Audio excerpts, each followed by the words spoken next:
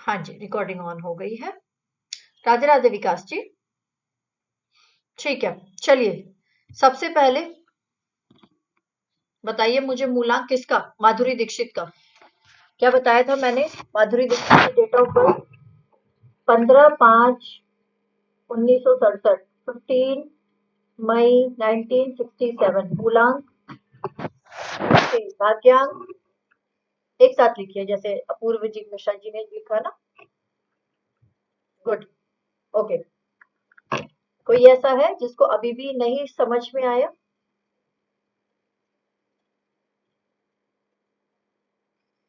Okay, बता चलते चलिए, फटाफट बताते चलिए। हम्म, नरेंद्र मोदी जी। मूलांक भाग्यांक 17 सितंबर 1950। मूलांक 8 एंड भाग्यांक 5। वेरी गुड, बहुत अच्छा, इसका मतलब समझ में आ गया सभी को, बहुत अच्छा। Good, next. देख के नहीं बताना एक दूसरे का। अभी मैं पूछ लूंगी किसी का भी नाम लेके। अभी और बहुत सारा बाकी है, जो देख के बताएगा मुझे समझ में आ जाएगा। चलिए, अब मैं केवल किसी का नाम लेके पूछूंगी, ठीक है? वही केवल मुझे बताएगा, और किसी और ने बताया तो उसकी पिट्ठी भी लगेगी। योगी जी का बताइए। 5/6/1972। 5 जून 1972। कौन बताएगा? रोहित मिश्रा जी।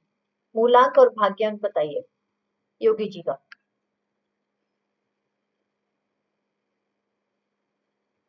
लेफ्ट हो गए। अमन जी बताइए मूलांक भाग्यांक।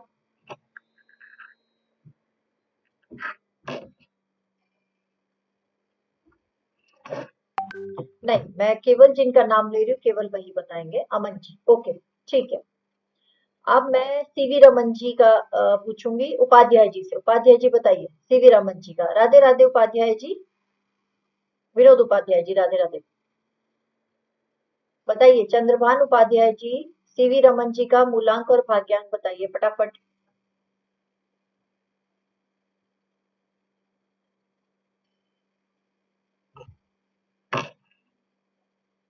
चंद्रभान उपाध्याय जी, योगी जी का। दीपिका जी बताइए।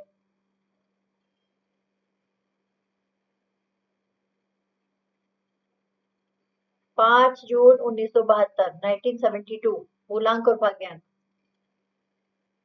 डेट बता दी ना। मूलांक 5, okay, and भाग्यांक is. Yogi ji का मैंने लिखवाया तो था उस दिन। आप लोगों ने होमवर्क नोट नहीं किया था क्या? रिकॉर्डिंग भी नहीं देखी है इसका मतलब?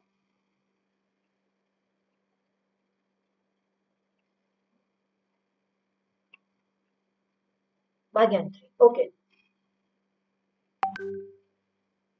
नहीं, सीवी रमन जी का नहीं पूछा मैंने, योगी जी का पूछा। सीवी रमन जी का बता दिया इससे पहले। आप कौन बताएगा? अनिल कपूर का। अनिल कपूर का बताइए फटाफट। मूलांक भाग्यांक।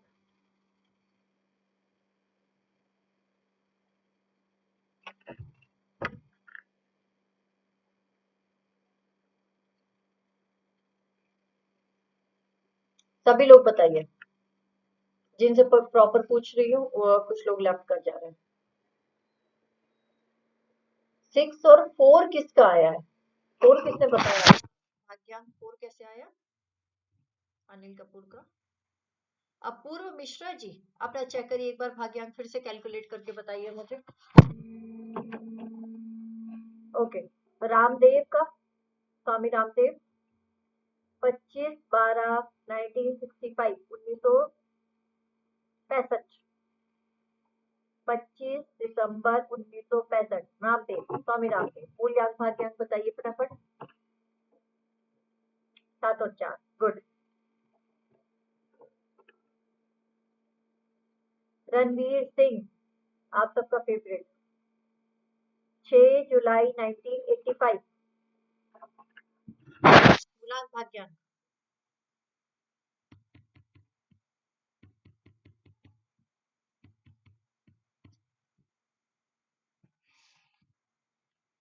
मेरा फेवरेट नहीं है रणवीर सिंह, मेरा भी नहीं है, but sometimes he is a very good actor. Radhe Radhe Radhe. चलिए, वेरी गुड। इसका मतलब ये है कि मूलांक और भाज्यांक आप सब आज हम दो चीजें क्या क्या, आज हम सबसे पहले समझेंगे कि लूशो ग्रिड और वैदिक ग्रिड में क्या डिफरेंस है। ठीक है, मेरी वॉइस कम आ रही है क्या, समझ के साथ रहता है, मेरी वॉइस कम आ रही है, आवाज कम हो रही है, तब हो रही है मेरी आवाज। एक मिनट रुकिएगा, आप देखिए, आप ठीक है। नहीं, पीछे से तो कोई आवाज नहीं आनी चाहिए क्योंकि बहुत शांति है यहाँ पर, मैं बिल्कुल अलग बैठ करके क्लास दे रही हूँ। अब ठीक है ना, ओके, ओके गुड। अगर बीच में कुछ प्रॉब्लम आएगा तो बताइएगा। आ रही है वाइब्रेटर से आवाज, क्यों आ रही है? एक मिनट रुकिए, मैं एक बार फिर से कंटिन्यू करके दोबारा ज्वाइन करती हूँ शायद, फिर उसके बाद आप लोग को नहीं आएगी।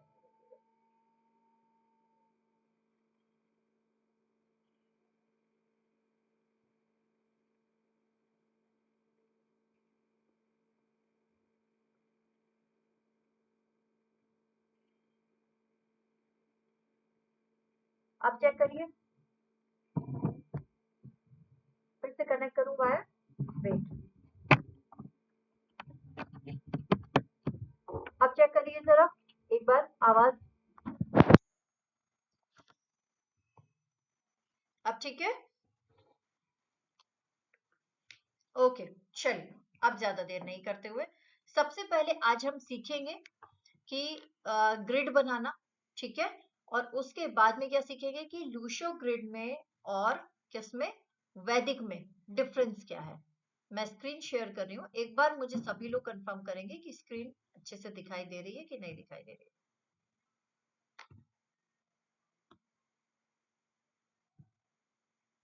हाँ जी, क्लियर है, स्क्रीन दिख रही है, दिख रहा है, ओके। सबसे पहले तो आज आप लोग नोट करिए कि ग्रिड कैसे बनेगी, ठीक है। जो वैदिक होती है उसकी ग्रिड कैसे बनती है, चलिए। और फिर मैं दोनों का आपको डिफरेंस हम बताऊंगी, किस किस का, लोशो ग्रिड का और वैदिक का। और ये भी कि हम लोग वैदिक क्यों पढ़ते हैं, है ना, हम लोग वैदिक क्यों करते हैं। आपको पता है आज से कुछ साल पहले तक लूशो ग्रिड का बहुत ज्यादा चलन था। बेसिकली हम लोग चाइनीज ग्रिड को फॉलो करते थे, और बहुत सारे लोग तो ये भी मानते थे कि चाइनीज ग्रिड जो है लक्ष्मी यंत्र वही है, ठीक है। लेकिन जब आप बहुत ज्यादा डेप्थ थ्योरी में गए और हमारे यहाँ पर बहुत सारे ऐसे प्रमाणित शास्त्र मिले जिनके थ्रू ये पता लगाया जा सका कि नहीं, वैदिक सबसे पहले हमारे यहीं पर शुरू हुआ, वैदिक अंक ज्योतिष। तो इसलिए हमें अपने तरीके से ही चीजों को लेकर के चलना चाहिए, क्योंकि हमारी धरती पर पैदा हुए लोगों के साथ की एनर्जी को ज्यादा वही कनेक्ट करेगा, हमारा अपना यंत्र, ठीक है। एक तरीके से आप इसको ग्रिड भी कह सकते हैं, एक तरीके से आप इसको यंत्र भी कह सकते हैं, ठीक है। तो सबसे पहले आज बात करते हैं हम किसकी, हमारे वैदिक ग्रिड की। नोट डाउन करते रहिए फटाफट, ठीक है। किसकी, वैदिक ग्रिड भी आप इसको कह सकते हैं, या वैदिक चार्ट भी आप इसको कह सकते हैं, वैदिक अंक चार्ट, ठीक है। बहुत सारे लोग इसको वैदिक यंत्र भी कहते हैं, वैदिक यंत्र। तो जो भी नाम आपको कहीं पर पढ़ने में आए तो नया ना लगे, केवल इसलिए मैंने आपको इसका परिचय कराया। क्लियर है सभी को, आगे बढ़े।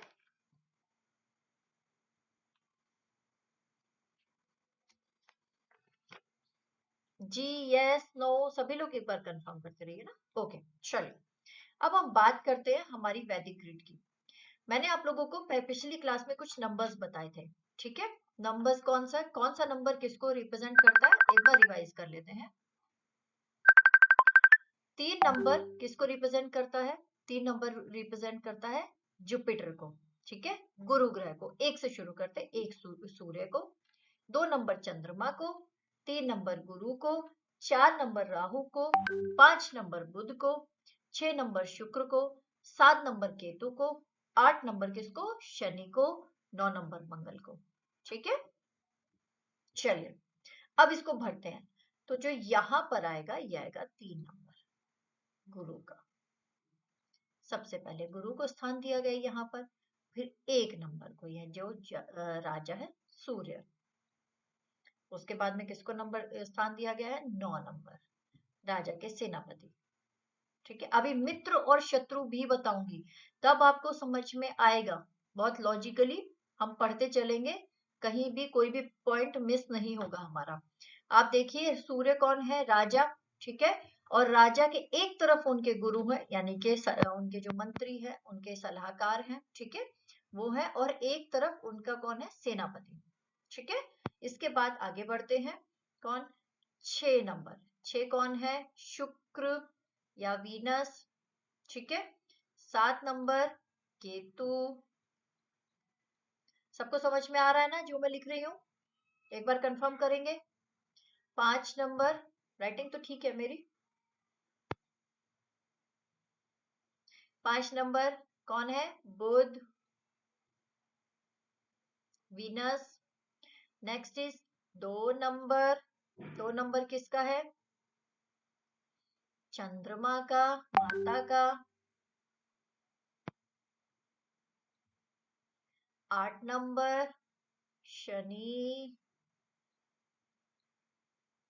4 नंबर राहु। इस तरीके से हमारा वैदिक ग्रिड तैयार होता है, ठीक है। बिल्कुल सेम यही पर्पस रहता है वैदिक ग्रिड को तैयार करने का, ठीक है। अंतर की बात करती हूं मैं। आज मैं आपको यहाँ पर वैदिक ग्रिड बता रही हूँ, और एक तरफ मैं आपको बता रही हूँ कौन सा?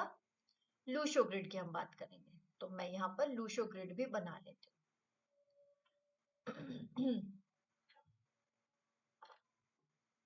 नहीं सौरभ जी, हमारी पहली क्लास लग चुकी है। कब लगी है? फ्राइडे को। बीच में 2-3 दिन छुट्टी थी, क्योंकि हमारे कुछ छात्र हैं जो ऑफलाइन के हैं। उन्होंने कहा कि मैम, जिस दिन गुरुजी 7:30 वाली क्लास लेते हैं, कृपया उस दिन मत रखिए, क्योंकि हम लोगों को परेशानी होती है बहुत पहले जाने में। फिर कुछ लोगों की छठ थी, तो उनके मैसेजेस आ गए कि मैम मंगल को रख लीजिए, ठीक है। चलिए, किसकी बात करते हैं? ये वाली जो ग्रिड है, ये हम बनाएंगे लूशो ग्रिड। एक बात जान लीजिए, दोनों के अंदर समानता और दोनों के अंदर अंतर साथ साथ बताती चलूंगी, नोट करते रहिएगा, ठीक है। जरूरी नहीं है हर एक चीज मैं यहाँ पर नोट कर पाऊं। अगर मैं बोल रही हूँ तो कोशिश करिएगा कि रिकॉर्डिंग देखने के बाद में, या मेरे बोलते हुए, I think I am not that fast, मैं उतना तेज नहीं बोल रही हूँ, आप लोगों के हिसाब से धीरे बोल रही हूँ, ठीक है ना। लिख सकते हैं ना, अगर मैं कुछ चीजें बोलती चलूँ तो। काफी कुछ मैं नोट भी कराऊंगी, आप लोग टेंशन मत लीजिएगा बिल्कुल, ठीक है। चलिए, अब हम लूशो ग्रिड बनाएंगे। लूशो ग्रिड मैंने आप लोगों को पिछली बार भी बताया था। चाइनीज क्या कहते हैं? चाइनीज क्या, उनका क्या कॉन्सेप्ट है? उनके कॉन्सेप्ट के पीछे एक ही चीज काम करती है कि पानी से एक कछुआ निकला, उस कछुए की पीठ पर एक यंत्र गुदा हुआ था, ठीक है। उनका कहना यह था कि उसकी पीठ पर एक यंत्र गुदा हुआ था। वो यंत्र को हमने समझा, और उस समझने को हमने फिर धीरे धीरे ढालना शुरू किया। उसके हिसाब से हमने लोगों के डेट ऑफ बर्थ के हिसाब से उसको जो है अप्लाई किया। हमने ग्रिड को भरना शुरू किया, तब जाकर के हमें समझ में आया कि अच्छा, ये तो बहुत काम की चीज है, ठीक है। हालांकि ये थ्योरी मैंने फिर भी आपको बोला, कहीं से मुझे हजम नहीं होती कि पानी में से एक अचानक से कछुआ प्रकट हुआ, और जो है उसकी पीठ पर कुछ अंक गुदे हुए थे। और जिनको अंकों की बिल्कुल नॉलेज नहीं थी, क्योंकि हम सब जानते हैं कि अंकों का की उत्पत्ति सबसे पहले भारत में हुई, बाद में सबने अपना नाम दे दिया, that is a different thing. लेकिन मतलब हजम जनरली हमारे वैदिक जो लोग जो वैदिक तरीके से पढ़ाते हैं उनको ये थ्योरी हजम नहीं होती है। ठीक है, चाइनीज माल कितना अच्छा होता है हमें भी पता है। खैर, सबकी अपनी मान्यताएं हैं, मैं किसी की मान्यता को अंधविश्वास का या कुछ गलत नाम नहीं दूंगी, सभी का अपना सम्मान है। हम बात करते हैं लूशो ग्रिड की। लूशो ग्रिड में एक बात जान लीजिएगा, एक समानता, पहली समानता,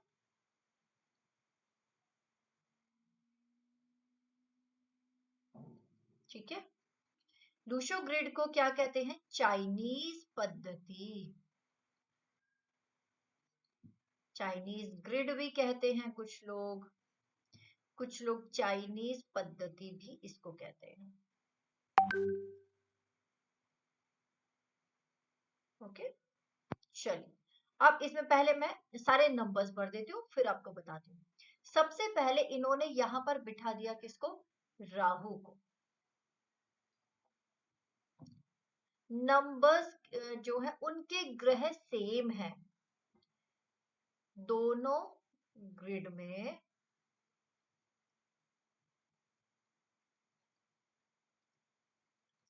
अंकों के स्वामी ग्रह सेम है। ये नोट करते रहिए, स्वामी ग्रह सेम है ना।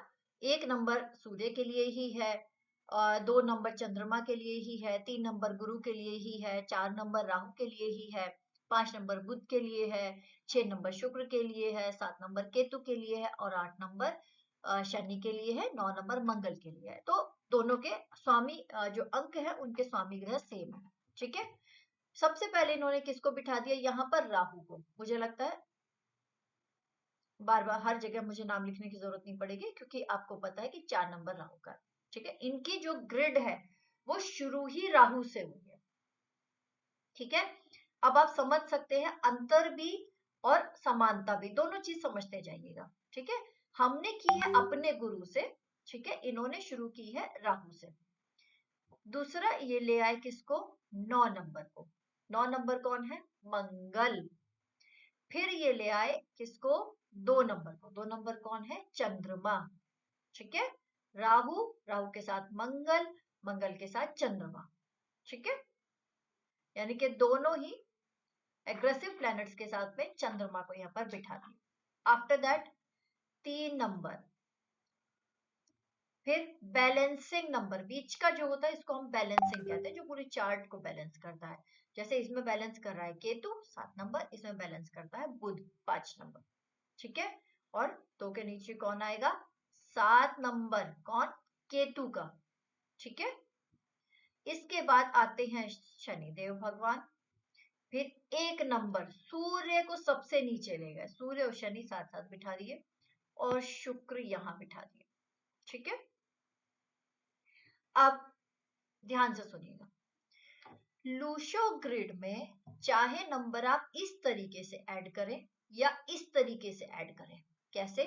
हॉरिजॉन्टली भी और वर्टिकली भी। ठीक है, दोनों का टोटल 15 आएगा। देखिए, टोटल 15 ही आएगा, करके देख लीजिए। ये एक अंतर हो गया। कौन सा अंतर? कि लूशो ग्रिड के अंदर चाहे आप हॉरिजॉन्टली ऐड करें चाहे आप वर्टिकली ऐड करें, दोनों का एडिशन, दोनों का टोटल 15 अंक पर आएगा। ठीक है, ओके। अब यहां पर हमारे साथ ऐसा कुछ नहीं होता। ठीक है, हमारे साथ यानी कि वैदिक ग्रिड में इस तरीके की कोई भी बात नहीं पाई जाती। ठीक है, ओके। अब क्या ये कहते हैं इसके बाद में? ठीक है, मूलांक इसमें भी निकालते हैं। मूलांक कहां पर? दोनों के अंदर, इसमें भी निकालते वैदिक में, और किस में निकालते? लूशो ग्रिड में भी निकालते हैं। सेम मूलांक का तरीका जो मैंने आपको बताया, दोनों के अंदर निकाला जाता है। भाग्यांक का तरीका, निकालने का तरीका दोनों में सेम है। दोनों सेम तरीके से निकाला जाता है। पूरी की पूरी डेट, महीना और साल को ऐड करने के बाद में सिंगल डिजिट मिला करके भाग्यांक निकाला जाता है। ठीक है, दोनों पद्धति में ये सेम है। आगे बढ़ू?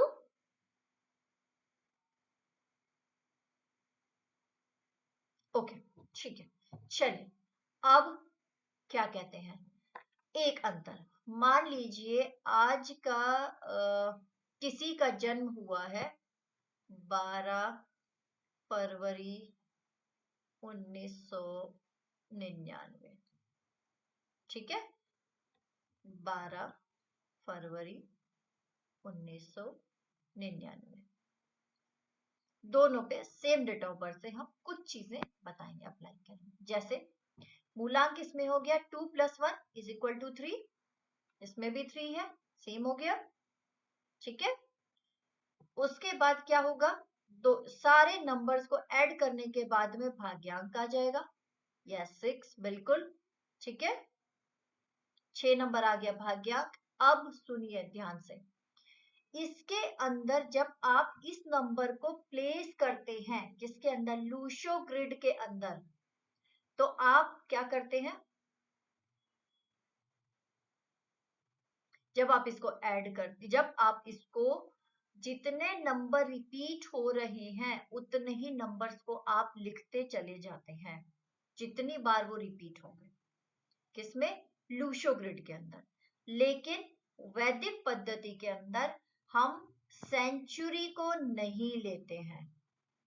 ध्यान से सुनिएगा, किसको, सेंचुरी को, शताब्दी को। जिस शताब्दी के अंदर आपका जन्म हुआ है वो शताब्दी वैदिक अंक ज्योतिष के अंदर नहीं ली जाती है, और वो वैदिक ग्रिड के अंदर भी नहीं रखी जाएगी। जी बिल्कुल, रिकॉर्डिंग मिल जाएगी।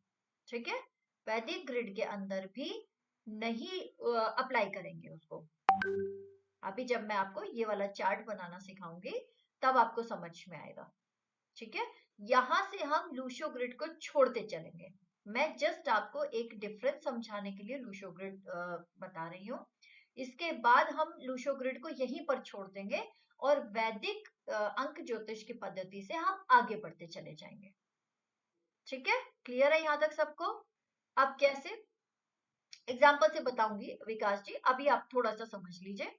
अभी जो है मैं केवल आपको दोनों का अंतर बता रही हूँ, है ना। अगर हम एग्जाम्पल अभी लेंगे तो आप ये वाला पॉइंट से भटक जाएंगे। इसके अंदर शताब्दी नहीं ली जाती है, नोट करिए पॉइंट को। जब मैं आपको एग्जाम्पल से समझाऊंगी, डेट ऑफ बर्थ से समझाऊंगी, तब मैं आपसे पूछूंगी कि कौन कौन से नियम मैंने बताए थे, कौन कौन से सूत्र बताए थे, तब मुझे बताइएगा। वैदिक ग्रिड के अंदर शताब्दी को नहीं लिया जाता है, शताब्दी छोड़ करके बाकी डिजिट ली जाती है। जबकि लूशो ग्रिड के अंदर में पूरी की पूरी जितनी भी डिटेल्स है उनको सबको फिल किया जाता है, सबको भरा जाता है। ठीक है, एक बार सारे अंतर और समानता जान लीजिए, फिर इनके नीचे इनके ग्रिड बना करके एग्जाम्पल के साथ आपको समझाती हूँ। क्लियर है? एक बार सभी लोग बताएंगे क्लियर है?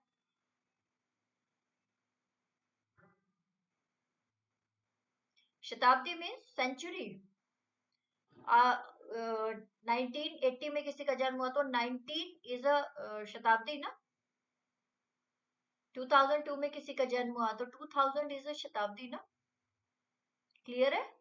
ओके, ठीक है। चलो, नेक्स्ट डिफरेंस क्या कहता है, जब हम ग्रिड बनाते हैं तो जो नंबर्स मिसिंग होते हैं, अब आप ये तो नहीं कह सकते कि सारी की सारी ग्रिड भर जाएगी किसी की भी डेट ऑफ बर्थ से, है ना। ये तो बहुत ही कम पॉसिबल है, बहुत ही रेयर केसेस में आई थिंक ऐसा होगा। ठीक है, अभी तक जितने भी चार्ट पे मैंने अप्लाई किया है, जितने चार्ट मैंने देखे हैं न्यूमरोलॉजी से, मुझे तो अभी तक कोई एक भी ऐसा चार्ट नहीं मिला, तो that will be very rare. उसमें क्या होगा, जब हम यहाँ पर इसको चार्ट को भरेंगे लूशो पद्धति से, ध्यान दीजिएगा, लूशो पद्धति से, तो क्या होगा, जो भी नंबर इसके अंदर मिसिंग हो जाते हैं लूशो ग्रिड के अंदर, लूशो ग्रिड में उसकी रेमेडी की जाती है। वो रेमेडी कुछ भी हो सकती है, वो रेमेडी यहां पर लिख लीजिए, लूशो ग्रिड में मिसिंग नंबर्स की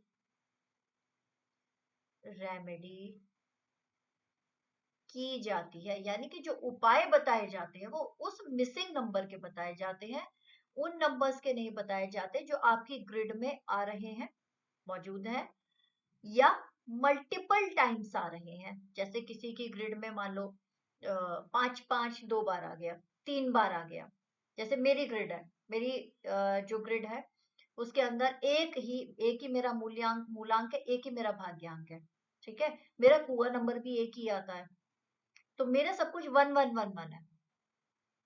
ओके, तो क्या होता है कि मेरा मल्टीपल 1 है मेरी ग्रिड के अंदर में, ठीक है। मेरा जो टोटल है, नाम का जो टोटल है वो भी 1 ही आता है। मतलब बाय चांस है ऐसा, जिस समय मेरे माता पिता ने रखा होगा उस समय तो ये सब नहीं सोचा होगा। तो मैं आपको बता रही हूँ कि उसमें किसकी रेमेडी की जाती है, जो नंबर्स आपकी ग्रिड में मिसिंग होते हैं, ठीक है। और रेमेडी क्या की जाती है, उपाय, क्या उपाय किए जाते हैं, मंत्र बताया जाता है, मंत्र चैंटिंग, ठीक है, मंत्र जाप, या फिर उनका ब्रेसलेट आप पहन सकते हैं। ओके, ब्रेसलेट आप पहन सकते हैं, जैसे ये मैंने पहना हुआ है, but that is for another thing, मैंने तो शौक में पहना हुआ है, ऐसा मेरा कोई बहुत ज्यादा ये नहीं है। मुझे लगा कि जो है इससे पहनने से कुछ होगा, तो खैर कोई फर्क नहीं पड़ता। ब्रेसलेट है, ठीक है, पहन सकते हैं आप। तो ये रेमेडीज किस में की जाती है, जिसमें मिसिंग नंबर्स होते हैं। अब वैदिक ग्रिड में अगर बात की जाए तो वैदिक में मिसिंग नंबर को अच्छा माना जाता है, और रेमेडी किसकी करते हैं, जो मल्टीपल नंबर्स आते हैं, एक एक एक एक एक एक एक एक एक एक, 3 बार 4 बार 5 बार, एक से ज्यादा जो भी नंबर आते हैं। एक बार दो है, ठीक है, बहुत अच्छा, 2 बार 2 हो गया, 3 बार 2 हो गया, 4 बार 2 हो गया, है ना। तो इन नंबर्स की रेमेडी की जाती है, यानी कि जब आपको लगे यहाँ 2 है तो इसके पास 2 3 2 आ गए, है ना। तो इन नंबर्स की रेमेडी किसके अंदर की जाती है, वैदिक ग्रिड के अंदर। करिए फटाफट, कुछ चीजें इरेज करूं फिर मैं और समझाने के लिए इसके अंदर।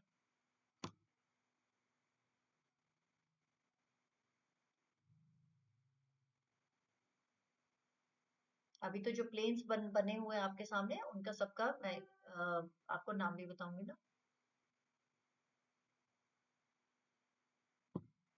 हो गया, चलो फटाफट सब लोग बताओ, हो गया सभी का।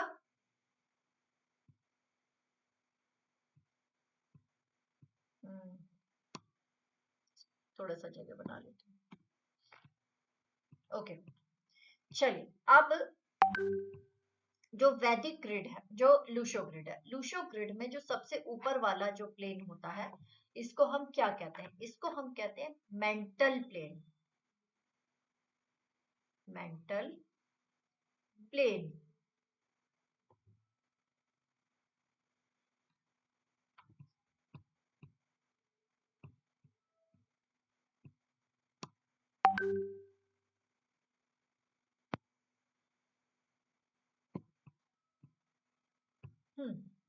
मेंटल प्लेन, PLANE, ठीक है, किसको, सबसे ऊपर वाले को। उसके बाद जो, अब मेंटल क्यों कहा जाता है समझाती चलती हूँ, है ना। 4 नंबर किसका है, राहु का, राहु का केवल ऊपर का हिस्सा है। तो ऐसा व्यक्ति क्या होता है, कहीं ना कहीं ऊपर दिमागी तौर से बहुत ज्यादा सोचता है, ठीक है, अपना दिमाग घुसाएगा, अपना दिमाग लगाएगा हर एक चीज में। आप भी देखिए, अगर लग्न के अंदर राहु, चार्ट से भी अगर आप लेकर के चले, कुंडली के चार्ट में, ज्योतिष चार्ट में क्या होता है, अगर लग्न के अंदर राहु बैठा होता है तो क्या होता है, ऐसा व्यक्ति बहुत ज्यादा ब्रेनी होता है, बहुत ज्यादा इंटेलिजेंट होता है ना, बहुत ज्यादा दिमाग लगाता है, ठीक है। क्यों, क्योंकि अब उसकी एनर्जी को वहां पर चैनलाइज करना पड़ता है। अगर आपने उसकी एनर्जी को, राहु की एनर्जी को अपने चार्ट के अंदर कंट्रोल कर लिया, तो वो व्यक्ति अपनी एनर्जी को सही जगह इस्तेमाल करेगा, पॉजिटिव वे में करेगा। और अगर उसने गलत जगह इस्तेमाल किया तो मतलब वो क्या है, वो फिर कहते हैं ना कि यार ये आदमी ना हमेशा बैठा बैठा नेगेटिव ही सोचता रहता है, तो क्या वो प्लान बनाता रहेगा हमेशा। राहु का यही काम है ना, लोगों को भटकाना, जो है घुमाते रहना, है ना, उल्टे सीधे प्लान बनाना, फिर वो एग्जीक्यूट हो नहीं पाते कभी भी, तो वो उसकी दशा में व्यक्ति घूमता ही रहता है, राहु की दशा में यही होता है ना। तो ऐसे ही इसके अंदर क्या इन्होंने कहा, पहले वाले प्लेन को नाम दिया मेंटल प्लेन, मतलब आपका ब्रेन से ही डिसीजन लेने वाले व्यक्ति आप बनेंगे, सोच समझ कर कार्य करने वाले।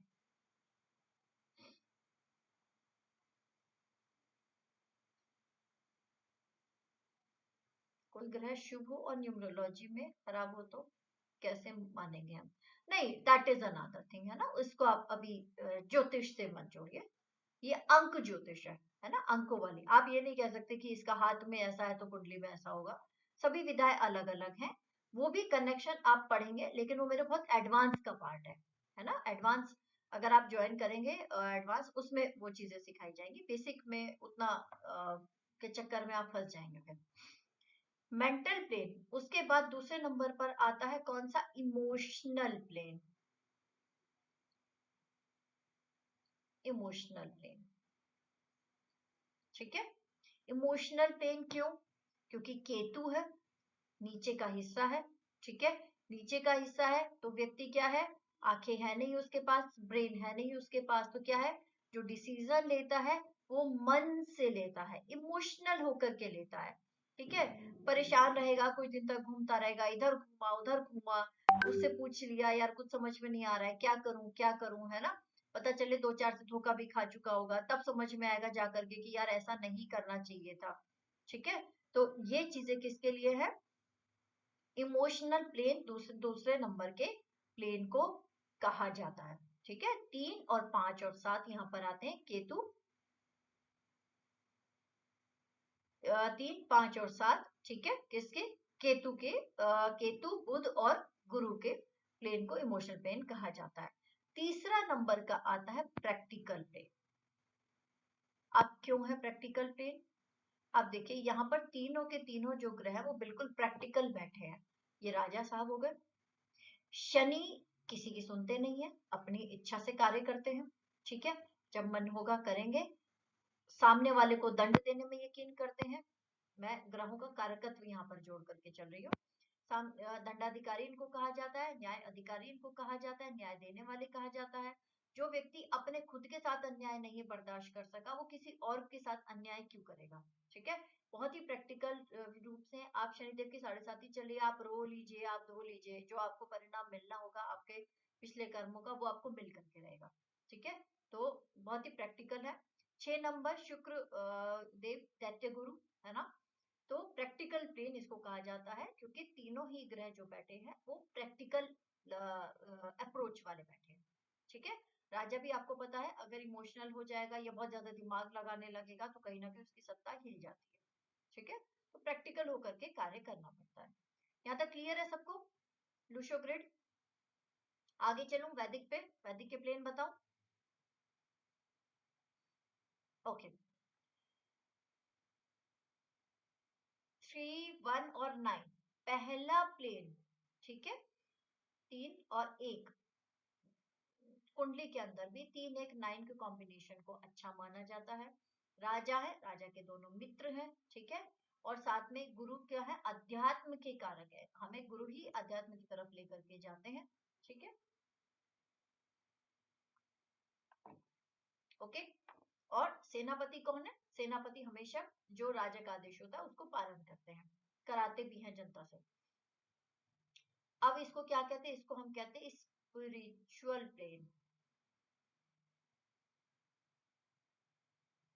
पहले प्लेन को कहते हैं स्पिरिचुअल प्लेन, यानी कि आध्यात्मिक प्लेन, ठीक है। ये दोनों में अंतर बताती जा रही हूं मैं आपको।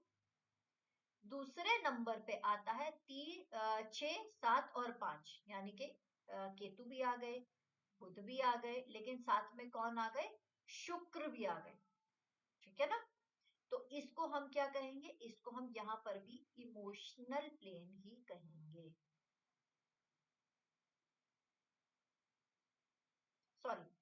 इसको इमोशनल नहीं कहेंगे, इमोशनल हमने लूशो में पढ़ा। इसको हम कहेंगे यहां पर फाउंडेशन, फाउंडेशन प्लेन।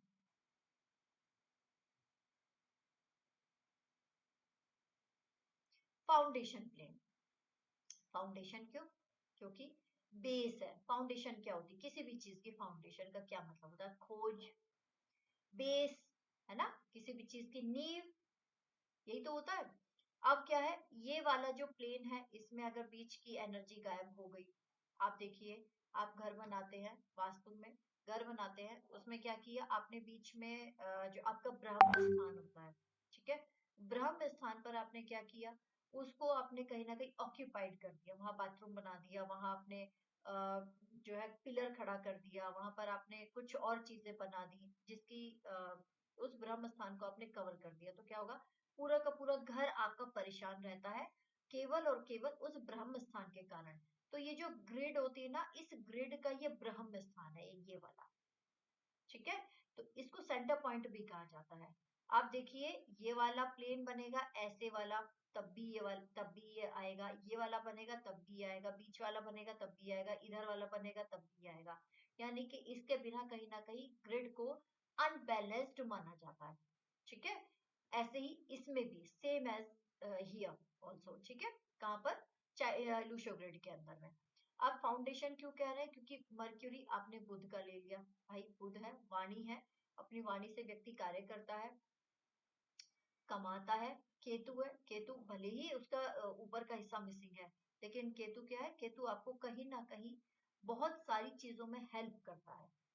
केतु आपको जीवन में ये सिखाता है कि आपको किसी चीज के लिए रुकना नहीं है। केतु की दशा अंतरदशा जब हमारे जीवन में आती है तो वो आपसे कुछ ना कुछ छीनती है, आपकी बहुत प्यारी चीजें आपसे छीन लेगी। क्यों? ये बताने के लिए कि यहाँ पर कुछ भी स्थिर नहीं है।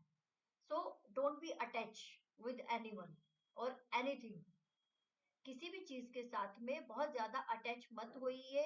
आप जीवन में अकेले आए थे और आपको अकेले ही जाना है। तो क्या है, किसी भी चीज का अलगाव से लगाव मत रखिए, ठीक है। यस, अलगाव पैदा करता है, ठीक है। शुक्र, शुक्र क्या है, शुक्र के बिना आपने कहीं ना कहीं आप कल्पना नहीं कर सकते अपने जीवन की। क्यों? शुक्र क्या है, शुक्र विवाह का कारक है, ठीक है, आपकी जो है मैरिटल लाइफ को आगे बढ़ाता है। शुक्र क्या है, शुक्र कहीं ना कहीं आपको लग्जरी देता है, आपका घर बनवाता है, आपकी जमीन देता है, बैंक बैलेंस, पैसा, ये वो फलाना ढिमाका सब कुछ शुक्र, ठीक है। साथ में शुक्र दैत्य गुरु भले ही है, लेकिन गुरु है, ठीक है, बहुत ज्यादा इंटेलिजेंट है, बहुत उच्च इनकी पदवी है, क्योंकि अकेले शुक्र ही है जिनके पास मृत संजीवनी विद्या पाई जाती है। क्लियर है? तो इसलिए शुक्र का स्थान बहुत उच्च होता है। शुक्र को आप देखिए नैसर्गिक शुभ ग्रहों की लिस्ट में क्यों रखा जाता है? क्योंकि शुक्र जहां बैठते हैं वहां पर हमेशा शुभ फल देते हैं। शुक्र तो ऐसे ग्रह है, अपनी नीच राशि मीन में भी जाएंगे तो वहां भी शुभ कर देते हैं, क्योंकि अपने मित्र के घर में पहुंच गए, बुध के घर में। अपनी नीच की राशि हो गई इनकी कन्या राशि, कन्या राशि में नीच के होते हैं।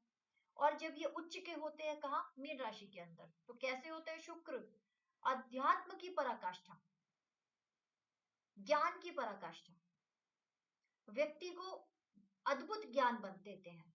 व्यक्ति को व्यक्ति जिस समाज में बैठेगा, जिन लोगों के बीच बैठेगा, वहां अलग दिखाई देगा, ऐसा होता उच्च का शुक्र।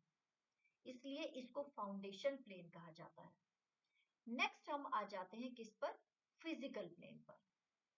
थर्ड वाले प्लेन को फिजिकल प्लेन कहते हैं।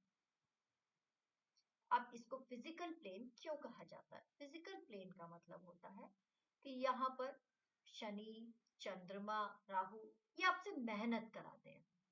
बेसिकली कहते हैं कि कर्म करो, जो जो भी आप कर्म करेंगे उसका रिजल्ट आपको उसी हिसाब से मिलेगा।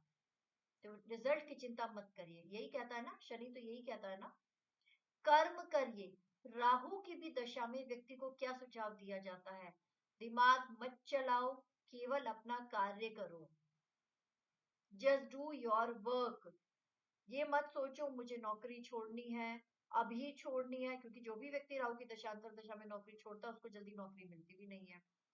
पढ़ाई छोड़ दी तो पढ़ाई पूरी नहीं हो पाएगी। तो राहु क्या करता है, राहु कहता है जो काम आप कर रहे हो लगे रहो, इसी से ही रिजल्ट मिलेगा। Same as with Shani. भाई आप अपने, आप साढ़े साथी आती है क्या कहती है आपसे, यही तो कहती है, नहीं आती यही तो कहती है। इस बीच में आपने अपने जो कर्म किए हैं, शनि तो ऐसा ग्रह है जो पिछले जन्म के कर्मों का फल भी इस जन्म में देता है। पिछले पता नहीं और कितने जन्मों के कर्म आपको, हम कहते हैं शनि की साढ़े साथी में हमसे हमारे पिताजी भी छड़ गए, हमारी माता जी छोड़ के चली गई। क्यों? क्योंकि शनि भी कहीं ना कहीं यही सिखाता है कि जीवन चलना है, जीवन का नाम चलना है। मैं बैलेंस कर रहा हूं ना। अगर आपके पिताजी आपको छोड़ करके गए तो आपकी शादी भी तो हुई है उस समय पर। अगर आपसे कोई और रिश्ता आपका छूटा है तो आपके करियर ने उसको बैलेंस किया है ना। तो मैं बैलेंस कर रहा हूँ ना, ऐसा नहीं है कि मैं आपसे सब कुछ लेते जा रहा हूँ, लेते जा रहा हूँ, लेते जा रहा हूँ। अगर साढ़े साथी के एक भाग में आपसे कुछ छीना है तो अगले भाग में उसको बैलेंस कर दिया जाएगा ना, अगली 2.5 वर्ष में, है ना। जैसे साढ़े साथी के 3 भाग होते हैं, चढ़ती उतरती और मध्य। तो एक भाग में छीना तो दूसरे में बैलेंस कर देंगे ना आपको। करियर में व्यक्ति उतना ऊंचाई पे पहुंच जाता है। इंदिरा गांधी जी की पहली साढ़े साथी में उनके पिताजी का साथ छूटा, माता जी का, दूसरी साढ़े साथी में पति और पिता दोनों का साथ छूटा। लेकिन दूसरी ही साढ़े साथी में वो मंत्री बन गई थी, कैबिनेट मंत्री। ठीक है। और उसी में ही उनको तीसरी साढ़े साथी उतरते, दूसरे साढ़े साथी उतरते उतरते वो प्राइम मिनिस्टर बन गई। तो क्या है, आपको बैलेंस कर रहा है ना वो। सेम एज विद चंद्रमा, चंद्रमा को हम मन से जोड़ते, चंद्रमा को हम कहीं ना कहीं थोड़ा सा एक कमजोरी का प्लैनेट मानते हैं, क्योंकि हम अपनी माता से इमोशनली बहुत ज्यादा जुड़े होते हैं। लेकिन एक्चुअली चंद्रमा को अगर उच्च का चंद्रमा किसी की कुंडली में बैठा है और पाप ग्रह की दृष्टि उसके ऊपर नहीं है, उससे बेटर कुंडली किसी की नहीं होती है। उच्च का चंद्रमा क्या देता है?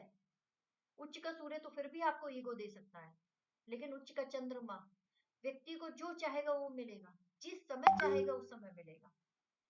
तो इसलिए चंद्रमा और शनि और राहु के कॉम्बिनेशन को फिजिकल प्लेन माना जाता है। भाई ज्यादा मन से मत सोचो, सिंपल सा इनका कहने का मतलब ये, ज्यादा मन मत लगाओ, कार्य करते रहो, फल की चिंता मत करो। भगवान श्री कृष्ण ने गीता में कहा है, वही ये वाला प्लेन भी कहता है, आगे बढ़ते रहो। ठीक है, अपना कार्य करते रहो। फल जब आपका समय आ जाएगा, दशांतर दशा आएगी। दशांतर दशा न्यूमरोलॉजी में भी होती है। ठीक है। मैं सिखाऊंगी आपको वो भी बनाना, निकालना सिखाऊंगी दशा। अंतरदशा और प्रत्यंतर तो हम एडवांस में करेंगे, लेकिन एटलीस्ट दशा तो मैं आपको इसमें निकालनी सिखा दूंगी। ठीक है। तो दशा अंतरदशा जब आएगी तब तब आपको उसका रिजल्ट मिल जाएगा। क्लियर है? यहाँ पर हमारी लूशो ग्रिड और वैदिक का अंतर खत्म होता है। एक बार सभी लोग बताइए फटाफट, फिर आगे बढ़ो।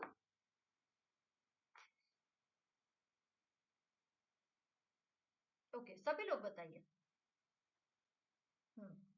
ये इरेज कर दूं, सबने नोट कर लिया?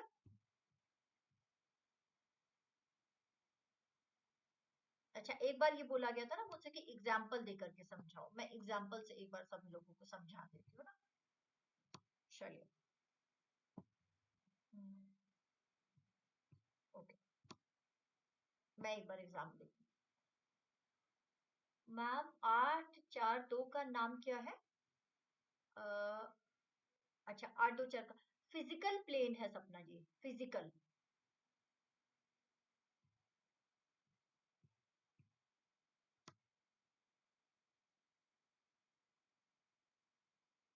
ठीक है, अब एक हम एग्जाम्पल करते हैं, एक ग्रिड बना लेते हैं।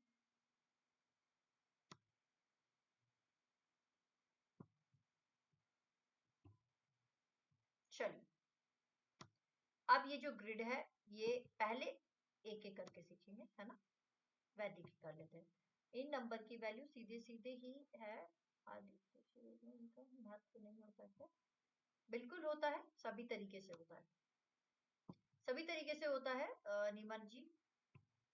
केवल आड़े तिरछा मतलब केवल सीधा सीधा नहीं होता। जब हम प्लेन सीखते हैं ना, प्लेन बनाने, ग्रिड इसमें के अंदर क्या होता है, 81 प्लेन्स होते हैं, है ना। तो उस समय पर बहुत चीजें आपको सीखने को मिलती हैं। चलिए, अब यहाँ पर हमने कौन सा एग्जाम्पल लिया था डेट ऑफ बर्थ का, कौन सी थी, क्या थी, 12/2/1999।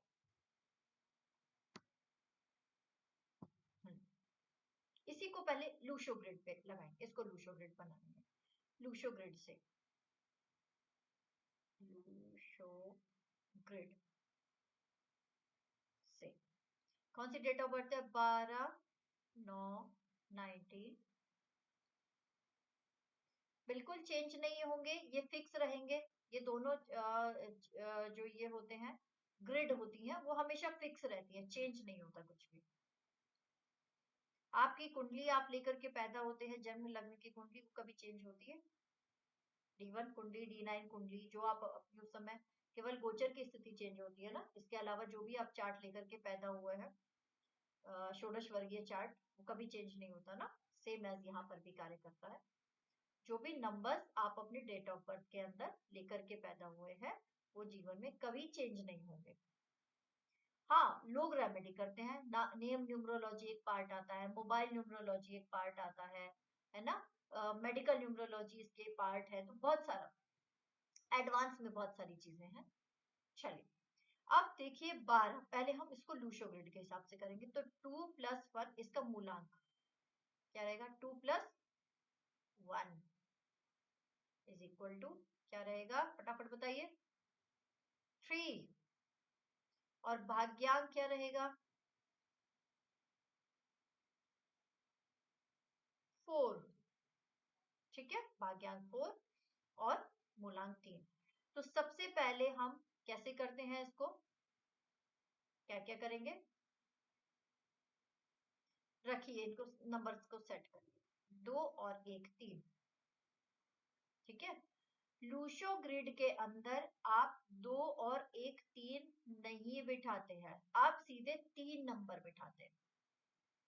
ठीक है, ये भी एक अंतर होता है, क्या कि आप 1 और 2 अगर अलग अलग नंबर है, दो नंबर्स हैं, दो नंबर को मिलाकर के मूलांक का डेट ऑफ बर्थ का नंबर आ रहा है, तो आप दोनों को नहीं बिठाएंगे, आप केवल एक को, 3 नंबर को, जो उनको ऐड करने के बाद जो नंबर आ रहा है, केवल उसको बिठाएंगे। अब 3 नंबर कहाँ आ रहा है, यहाँ पर, तो यहाँ पर आपका 3 नंबर हो गया इस जातक का। ठीक है, अब बाकी के वैदिक अंक ज्योतिष में हम इन दोनों को भी बिठाते हैं और इसको भी बिठाते हैं। अब 4 नंबर आ गया भाग्यांक, 4 कहां पर है इसके अंदर, यहाँ पर सबसे ऊपर, तो 4 भी रख देते हैं इस जातक की चार्ट के अंदर। अब यहां से लेते हैं 9 9 9 9, 4 बार 9 इसके अंदर आ गया, तो 4 बार 9 बिठाइए, 9 9 9 9। ठीक है, और क्या नंबर आ रहा है यहाँ पर, एक बार 1 आ रहा है। चलिए, अब यहाँ पर आप एक काम करिए, अब यहाँ पर आप 1 बिठा दीजिए, 1। एक बार चेक करिए और भी कोई नंबर है क्या, नहीं है,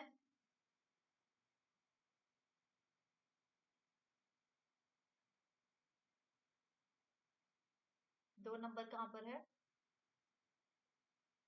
नहीं अपूर्व जी, 2 और 1 तो लेंगे ही नहीं ना, इसके अंदर नहीं लेते हैं। चलिए, अब एक इसके अंदर निकालते हैं कुआ नंबर,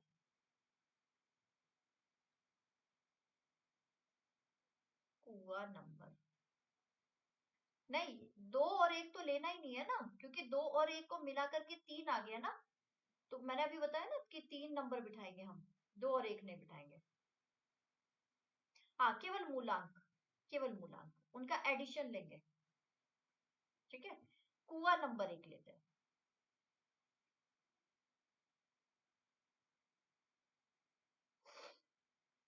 क्या होता है कुआ नंबर, पता है किसी को,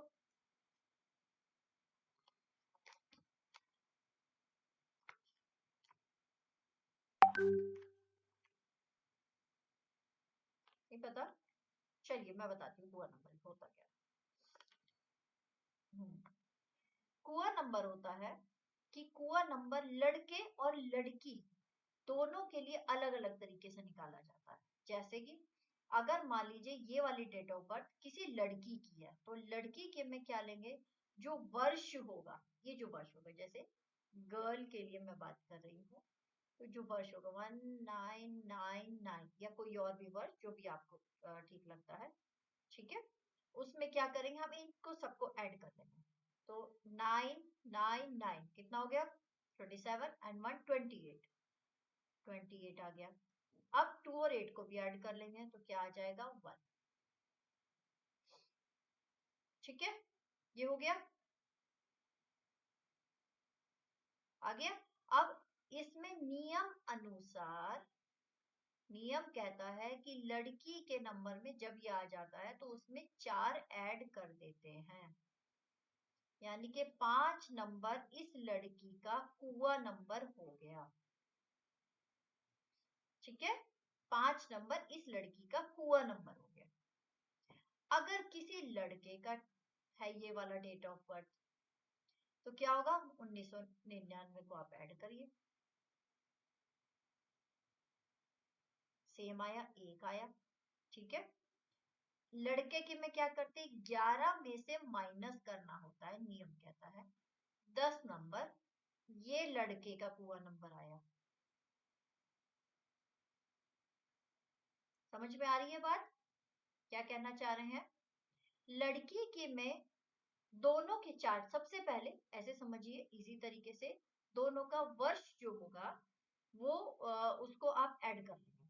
ठीक है, वर्ष 1999, 2000, 2005, 2025 ऐड कर लिया आपने, 202 + 5। ठीक है, ऐड करने के बाद जो संख्या आई, अगर लड़की का है, आप लड़की का निकाल रहे हैं, तो लड़की के में क्या करेंगे, उसमें 4 प्लस कर दीजिए, और लड़के की में क्या करेंगे, 11 में से उस नंबर को माइनस कर दीजिए, तो जो नंबर आएगा वो पूरा नंबर हो जाएगा। अब बताइए, इस चार्ट को आप लड़के का मानकित करेंगे या लड़की का?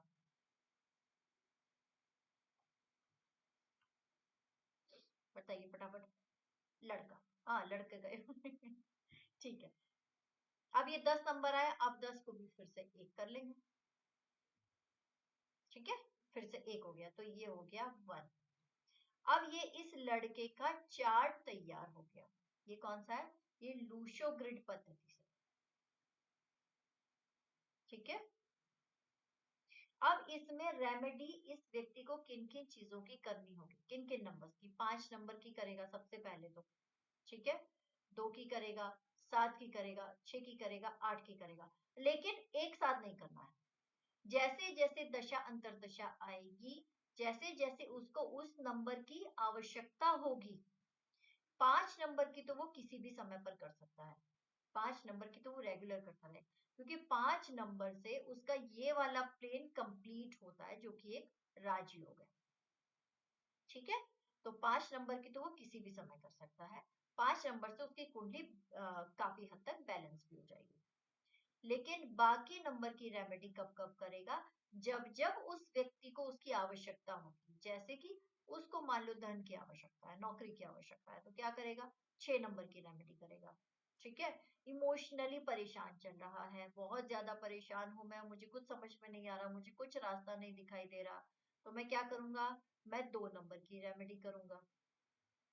ठीक है, अब क्या है, मुझे घर बनाना है, मुझे घर समझ में नहीं आ रहा, मुझे घर नहीं मिल रहा है, मैं यहाँ बनाऊं कि कहाँ बनाऊं, नीचे का बनाऊं कि ऊपर का बनाऊं, तो मुझे 8 नंबर की रेमेडी करनी चाहिए। क्लियर है सबको, सबको क्लियर है लूशो ग्रिड? एक बार सभी लोग क्लियर करें, कंफर्म करें। ओके, ठीक है, लूशो ग्रिड को हम यही रखते हैं। नेक्स्ट क्लास से हमारा वैदिक ग्रिड शुरू हो जाएगा। ग्रहों के जो नंबर्स हैं, उनके मित्र और शत्रु नंबर्स, वो सब चीजें मैं आपको नेक्स्ट पार्ट में कराऊंगी, नेक्स्ट क्लास के अंदर। होमवर्क नोट करिए फटाफट आज का। ये कैसे पता कैसे चलेगा अब किसका करना है, जब जब उसको जिस चीज की आवश्यकता होगी, मैंने बताया तो। अब मान लीजिए वो छोटा सा बच्चा है, 10 साल का, तो आपको क्या लगता है उसको किस चीज की सबसे ज्यादा जरूरत होगी? पढ़ाई की, विद्या की, तो 5 नंबर की रेमेडी करवाइए उससे, है ना। अब मान लीजिए उसको 21 साल का वयस्क है, 22 साल का, उसको जॉब चाहिए, तो किस चीज की रेमेडी करवाइए, 6 नंबर की। ऐसे करेंगे ना। अब मान लीजिए उसको घर बनाना है, 35 साल का लड़का हो गया है, शादी ब्याह सब हो गया है और अच्छा खासा कमा रहा है, 35-40 साल का है, 45 साल का, तो आपके पास आया रेमेडी के लिए, मैडम घर बनाना है, नहीं समझ में आ रहा, तो 8 नंबर की रेमेडी कराइए। ऐसे प्रॉब्लम देख करके सॉल्यूशन। ठीक है। अब इससे आगे नहीं पढ़ाऊंगी क्योंकि 7:30 बजे से आप लोगों की नेक्स्ट क्लास भी है ना। ठीक है, चलिए फटाफट होमवर्क नोट करिए। मूलांक भाग्यांक निकाल करके लाने हैं फटाफट आप लोगों को।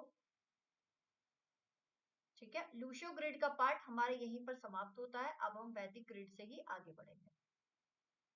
चलिए देखिए, स्वामी विवेकानंद जी, फटाफट बोलती हूँ। स्वामी विवेकानंद,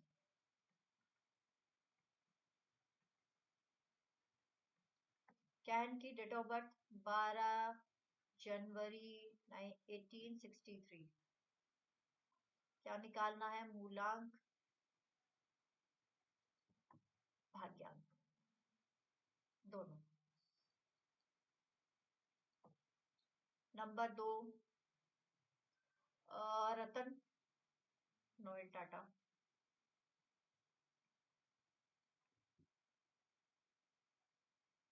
28 दिसंबर 1937।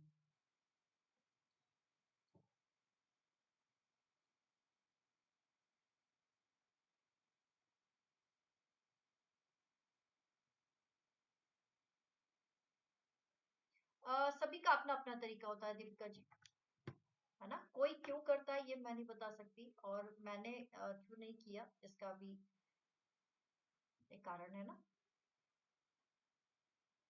आप नंबर रिपीट नहीं कर सकते ज्यादा से ज्यादा ना।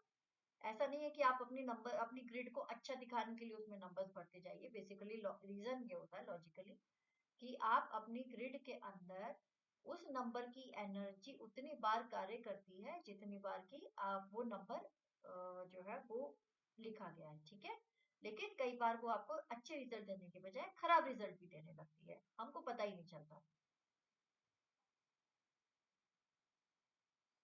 हाँ, मैं लूशो ग्रिड की बात ही नहीं कर रही हूँ ना दीपिका जी।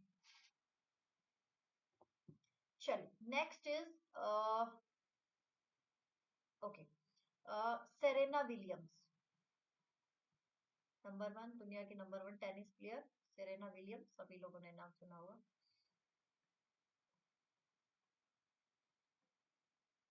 26 सितंबर 1981। नंबर 4, अनुष्का शर्मा।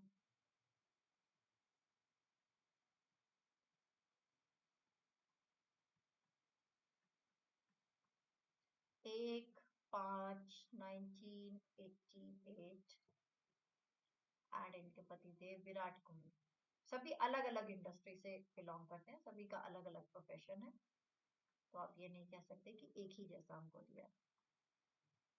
ठीक है, 5/11/1988। इन 5 लोगों का मूलक भाग्यांक आप लोग निकाल करके आएंगे। ठीक है, और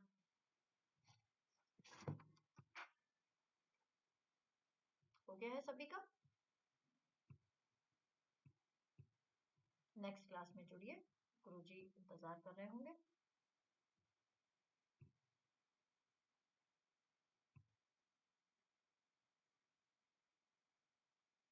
कोहली छोटा है अनुष्का से, कोई बात नहीं, तो क्या हो गया, ऐसी जोड़ियां ज्यादा चलती है ना, लड़के बात मानते हुए अच्छे लगते हैं।